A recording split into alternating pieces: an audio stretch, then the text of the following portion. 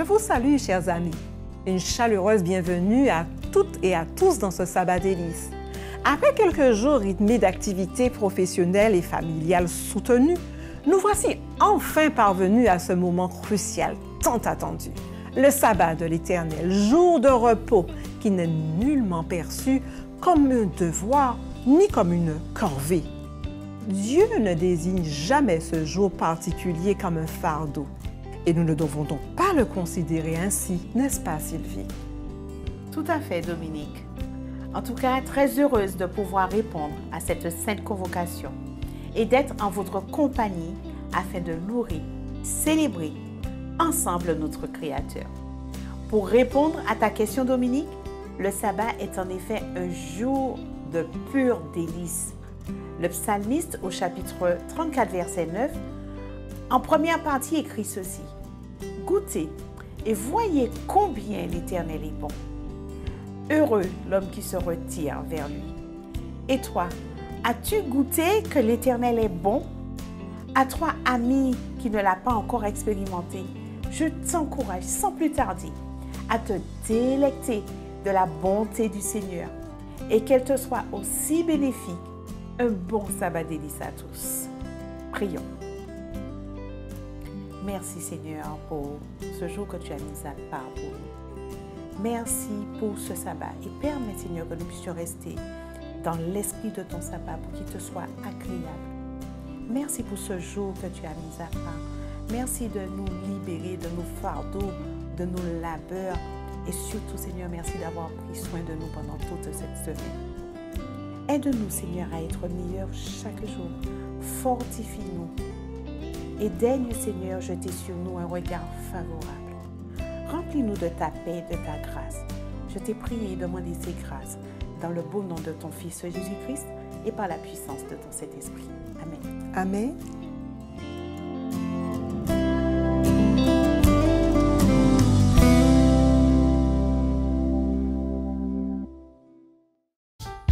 Ensemble, quand le vol de la tempête, vient assombrir son ciel, bleu, au lieu de baisser la tête, compte les bienfaits de Dieu, compte les bienfaits de Dieu, mets-les tous devant tes yeux. Tu verras en adorant combien le nombre est grand. Sur la route glissante, tu tombes avec le poids de tes fardeaux. Tu chancelles sous la croix. Pense à cette œuvre puissante qui t'a béni tant. Compte les bienfaits de Dieu, mets-les tous devant tes yeux. Tu verras en adorant combien le nombre est grand.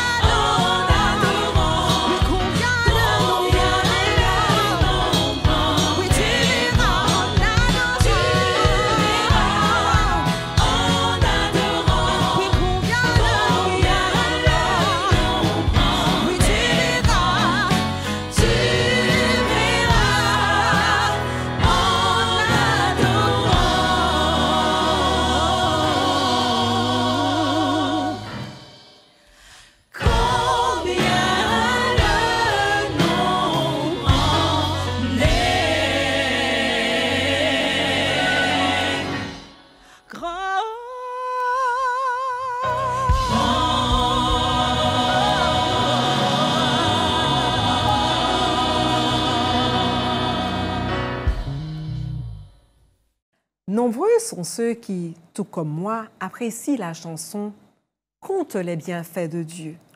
Car sur cette terre, nous serons toujours tentés ou découragés par les difficultés ou les épreuves de la vie. La réalité est que les bienfaits de Dieu sont toujours beaucoup plus grands qu'on ne le pense, n'est-ce pas, Sylvie? Tout à fait, Dominique. Sur terre, nous aurons toujours tendance à considérer ce que l'on n'a pas. Un conjoint, un enfant, une maison, un travail, une promotion, une voiture par exemple. Alors que nous pourrions plutôt considérer ce que l'on a comme le miracle de la vie, renouvelé fidèlement à notre égard chaque matin. Des yeux pour voir, des poumons pour respirer, de quoi manger ou nous vêtir, de l'eau courante, de bonnes relations, la joie dans le cœur, un toit pour se protéger.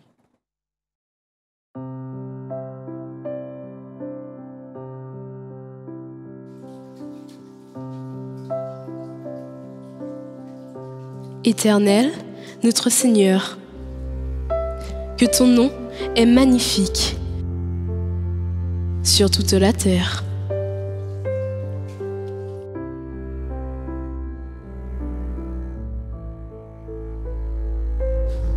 Ta majesté s'élève au-dessus des cieux.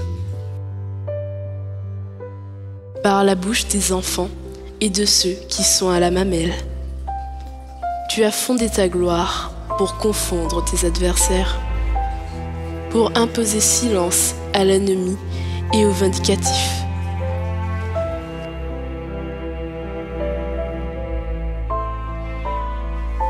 Quand je contemple les cieux, ouvrage de tes mains, la lune et les étoiles que tu as créées, qu'est-ce que l'homme pour que tu te souviennes de lui?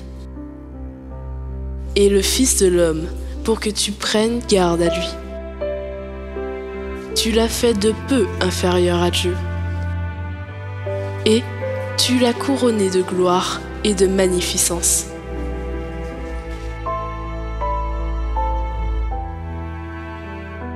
Tu lui as donné la domination sur les œuvres de tes mains. Tu as tout mis sous ses pieds. Les brebis comme les bœufs et les animaux des champs, les oiseaux du ciel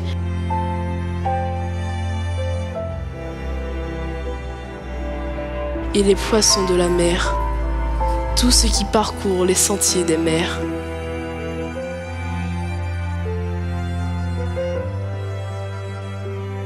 Éternel, notre Seigneur, que ton nom est magnifique sur toute la terre.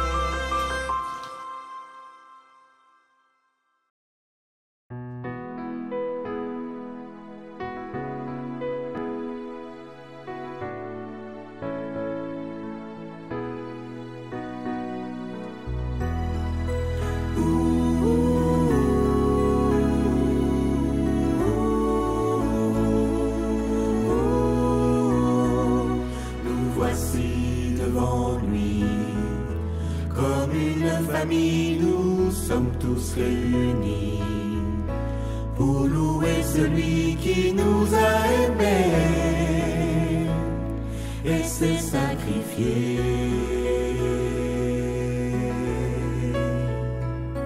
Nous avons décidé, comme une famille, de l'aimer à jamais, car rien dans ce monde n'a plus d'importance.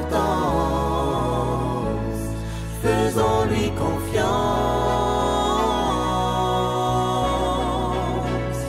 Nous marchons ici-bas en menant le combat jusqu'au jour glorieux où il viendra des cieux.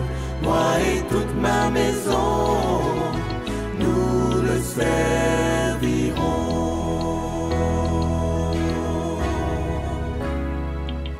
C'est aujourd'hui que nous devons choisir. N'attendez pas à demain, saisissez donc sa main.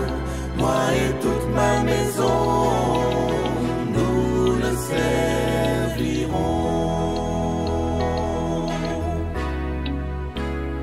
Nous le servirons, nous le servirons.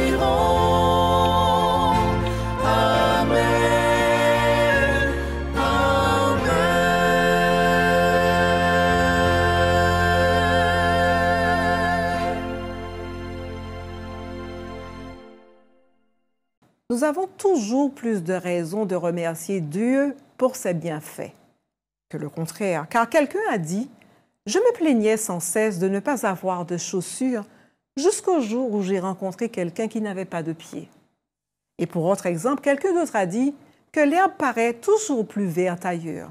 C'est le cas dans les relations de couple. On a toujours l'impression que tout se passe bien mieux chez les autres, alors qu'en réalité, chaque couple a ses propres défis et problèmes en privé.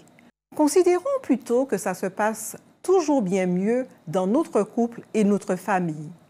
Le savoir éviterait beaucoup de divorces, même parmi les chrétiens. Satan et nos pensées charnelles viendront toujours pointer du doigt ce qui manque dans notre vie, Sylvie. C'est vrai. Et nous le voyons dans le récit relaté dans Nombre chapitre 13, versets 1 à 3. Quand les espions ont été envoyés pour visiter la terre promise par Dieu à Abraham, 2 d'entre eux ont vu de nombreux bienfaits selon Exode chapitre 3 au verset 8. Un pays où coule le lait et le miel.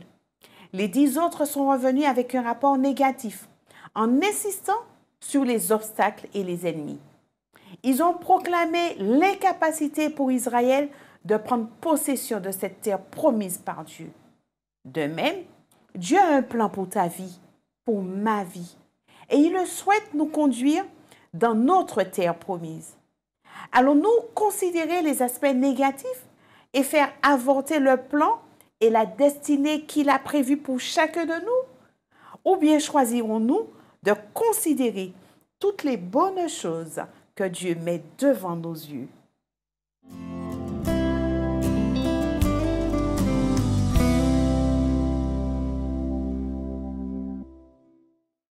Chers amis, frères et sœurs, bonsoir et bon sabbat délices. Ce soir, je vous invite à considérer quelques versets de l'Épître aux Romains au chapitre 8 et à partir du verset 15. Nous lisons ce qui suit. En effet, vous n'avez pas reçu un esprit d'esclavage qui ramène à la crainte, mais vous avez reçu un esprit d'adoption filiale par lequel nous crions « Abba, Père ». Verset 16, « L'Esprit lui-même rend témoignage à notre esprit que nous sommes enfants de Dieu. » Le premier mot du début du verset nous renvoie à ce qui précède, et notamment au début du chapitre où Paul considère son affranchissement de la loi, du péché et de la mort par l'action de l'Esprit de la vie. L'Esprit de la vie est bien sûr une allusion à l'Esprit de Dieu qui sera explicite au verset 14 en déclarant que tous ceux qui sont conduits par l'Esprit de Dieu sont fils de Dieu. La tonalité est bien donnée au début du chapitre pour marquer le contraste entre ceux qui ont fait le choix de vivre selon l'Esprit de Dieu et ceux qui vivent selon la chair, c'est-à-dire selon la nature humaine dans sa faiblesse. Mais comment comprendre les propos de Paul et quelles en sont les implications pour nous aujourd'hui? Nous sommes interpellés sur le choix qui est fait quant à l'esprit qui régit notre vie. Paul en met l'opposition de la réception de 2 esprits. D'une part, l'esprit de servitude, qui est en minuscule, et d'autre part, l'esprit d'adoption en majuscule. Pour Paul, l'esprit de servitude est cette manière de penser légaliste qui consiste à croire que l'obtention du salut est possible par l'observation de la loi. D'ailleurs, il l'avait signifié ailleurs que nous sommes sauvés par grâce et non par les œuvres de la loi. Une telle option a pour résultat que de vivre dans la crainte. Et c'est ce sentiment de crainte qui anime l'apôtre pour ses contemporains. Comment les chrétiens de Rome reviendraient-ils à cette forme de religion génératrice d'inquiétude? Chers amis, frères et sœurs, L'esprit de servitude aujourd'hui n'est autre qu'un choix de vivre comme nous le voulons, en nous appuyant sur nos propres mérites pour l'obtention de notre salut, et qui malheureusement aboutit à une impasse. Ce n'est pas ce que Dieu désire pour nous. C'est un choix malheureusement orienté vers nos propres inclinations sans avoir l'intelligence éclairée pour discerner la volonté de Dieu. Cependant, le choix de la réception de l'esprit d'adoption entraîne un résultat positif en harmonie avec la volonté de Dieu. Et je dis Alléluia. L'adoption filiale était une pratique courante dans le monde romain. Et Paul recourt à cette métaphore pour décrire le statut des chrétiens vis-à-vis de Dieu. En tant que père adoptif, Dieu a autorité sur ses enfants qui, en retour, ont part à son identité. Et pour les chrétiens adoptés dans la famille de Dieu, il ne peut y avoir de plus grand honneur que de perpétuer les valeurs et le nom du Père. Tout d'abord, Dieu opère par son esprit en faisant de nous ses enfants. C'est un véritable grand privilège qui nous est accordé, que dis-je, une grande bénédiction, puisque par ce titre, nous devenons ses héritiers et co-héritiers du Christ. Deuxième élément, nous pouvons entrer en relation avec lui, avec notre Père, dans son intimité par la prière.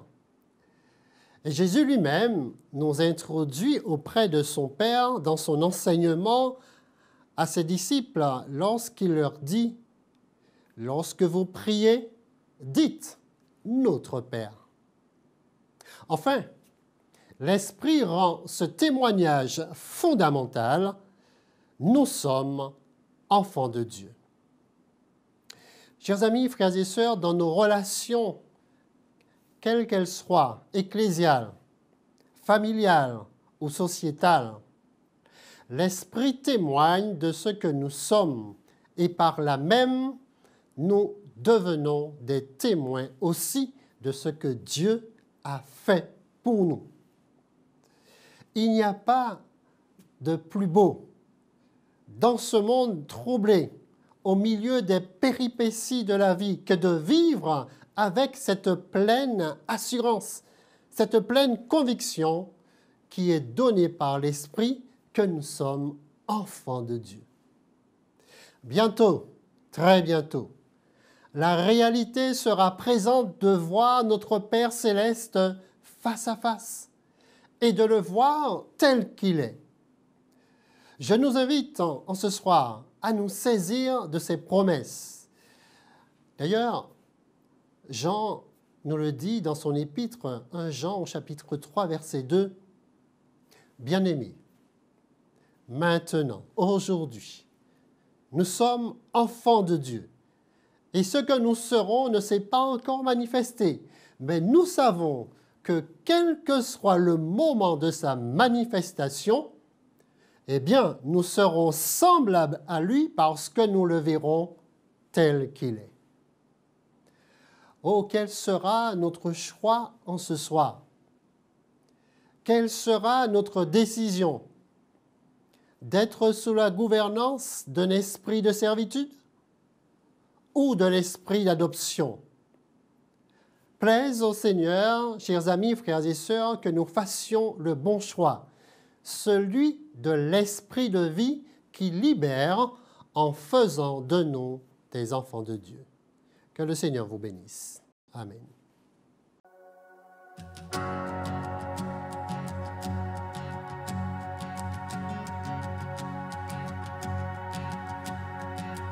Qui suis-je pour que le roi des cieux m'ouvre ses bras? Perdu mais trouvé par sa grâce, son amour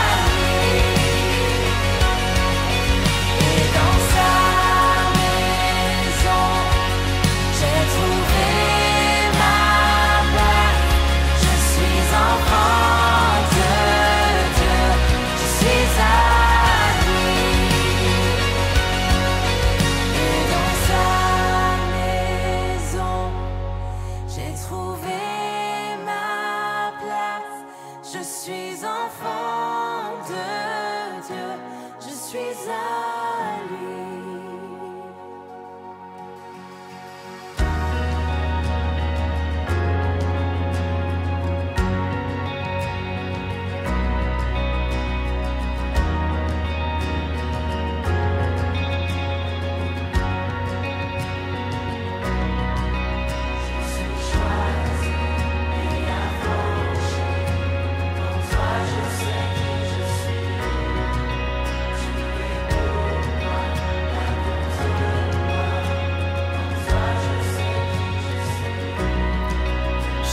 Choisi et affranchi, en toi je sais qui je suis. Tu es pour moi, pas contre moi, en toi je sais qui je suis. Je suis choisi et affranchi, en toi je sais qui je suis. Tu es pour moi, pas contre moi, en toi je sais qui je suis. Je suis choisi et affranchi, en toi je sais qui je suis. Tu es pour moi, pas contre moi, en toi je sais qui je suis. Oh, en toi je sais qui je suis. Oui, en toi je sais qui je suis.